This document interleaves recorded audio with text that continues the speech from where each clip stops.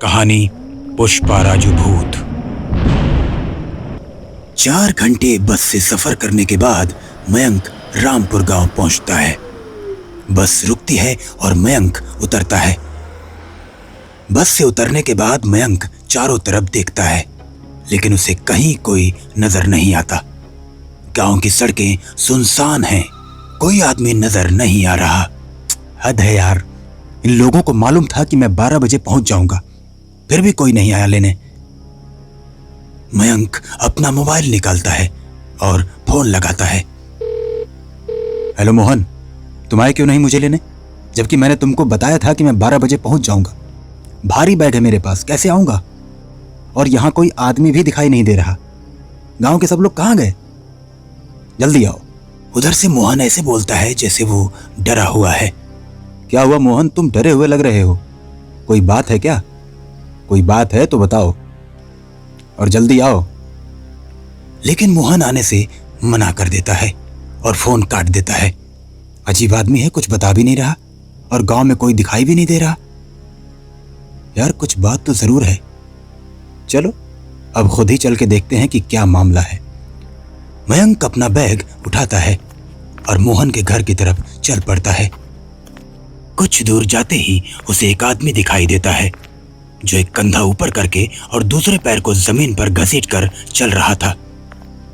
मयंक उस आदमी को देखते ही उसे आवाज देता है, लेकिन वो आदमी तेजी के साथ पैर घसीटते हुए दूसरी गली में भाग जाता है। रमेश उसके पीछे पीछे भागता है, लेकिन वो आदमी न जाने कहां गायब हो जाता है। क्या अजीब आदमी है यार, बात ही नहीं किया और भाग भी गया। चलो हो सकता है बहरा हो।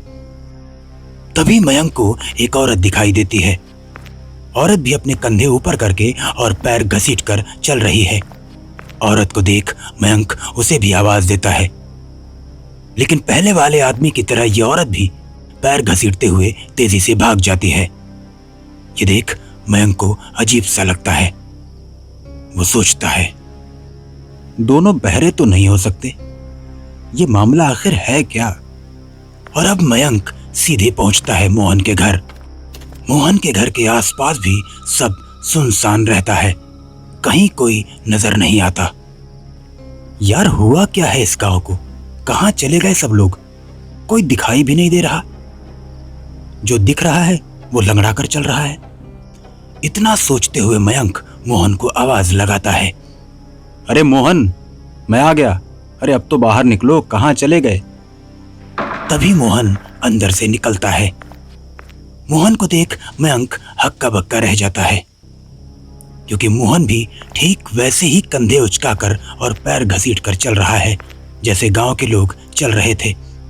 भाई मोहन, मेरी तो समझ में ही नहीं आ रहा कि ये सब है क्या। तुम लोग ऐसे क्यों चल रहे हो? क्या गांव में कोई बीमारी फैल गई है क्या? क्या कह रहे हो मयंक? कुछ मत बोलो यार, अब कभी इस बारे में कुछ मत बोलना, नहीं तो तुम्हारा भी यही हाल होगा जो हम सबका हुआ है। अरे यार दिमाग न पगलाओ हमारा, बात क्या है जल्दी बताओ। यार ये कोई बीमारी नहीं, ये पुष्पा राजू भूत का श्राप है जो हम सबको मिला है। अब इसके बारे में एक शब्द भी नहीं बोलूंगा। क्या बोला तुमने?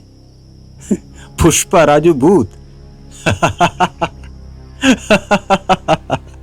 कुछ भी, साउथ की फिल्म वाला भूत। अरे वाह क्या बात है, क्या पागलों वाली बात कर रहे हो यार। भूत वूत कुछ नहीं होता है, ये बीमारी है और कुछ नहीं। अरे यार मयंक, भगवान के लिए चुप हो जाओ, नहीं तो पुष्पा राजू आएगा और तुमको भी शापित कर देगा। आखिर कौन है ये बीमार पुष्पा राजू भूत, मैं भी तो देखूं। ए पुष्पा राजू भूत, दम है तो मेरे सामने आ जा, जरा देखो तो कि मुझे कैसे शापित करता है तू। इतना कहने की देर थी कि तभी जोर से बिजली कड़कती है। बिजली को कड़कता देख मोहन वहां से भाग जाता है और तभी पुष्पा राजू भूत उसके सामने प्रकट हो जाता है। मैं झुकेगा नहीं, जो भी मुझे हल्के मिलेगा उसको काट डालेगा। क्यों रे मयंक, तुम मेरे को बेवकूफ समझा क्या? तुम हो कौन और गांव के लोगों को शापित क्यों कर रहे हो? पहले मैं तुझे भी शापित कर लूं, फिर बताऊंगा। इतना कहकर पुष्पा भूत उड़कर आता है और मयंक को काट लेता है।